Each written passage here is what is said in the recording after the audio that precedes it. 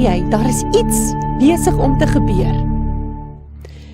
Ek het die afgelope 2 weke het ek so in my gees ervaar, Here, daar is reën wat op pad is. U praat van u latter reën.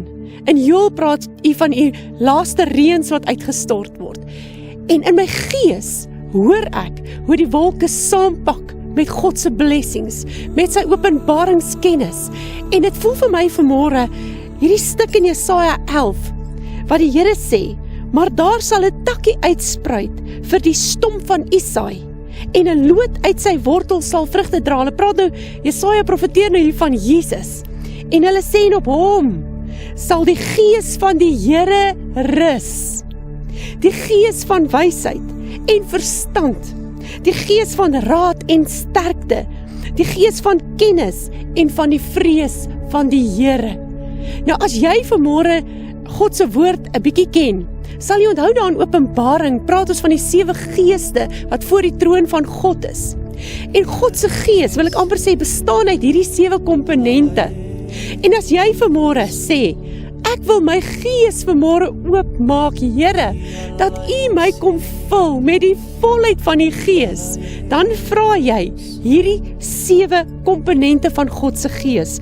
Die gees van die Here, die gees van wysheid en verstand, die gees van raad en sterkte, die gees van kennis en die gees van die vrees van die Here. Is dit nie wonderlik om te kan weet, as hierdie gees van God binne in jou is, kan jy soos ou Paulus vanmôre sommer uitroep, dan weet ek is tot alles in staat deur Jesus Christus wat my die krag gee. En weet jy, ou Dawid skryf daar in een van sy psalms, ek dink dit is in Psalm 50 wat hy sê, wat kan 'n mens aan my doen as God vir my is? En ek wil vir jou vanmôre vra, man, vrou, kind, wat vanmôre na hierdie program kyk, wat kan 'n mens aan jou doen, as jy die volheid van God se gees vanmôre binne in jou het? Weet jy, ons is soos 'n klomp skape partykeer sonder 'n herder, omdat ons nie in die kraal is nie, omdat ons nie in die skuilplek van die Allerhoogste is nie. Ons wil ons eie ding doen, maar vanmôre sê die Here, kom, laat ek jou gees vul met my gees.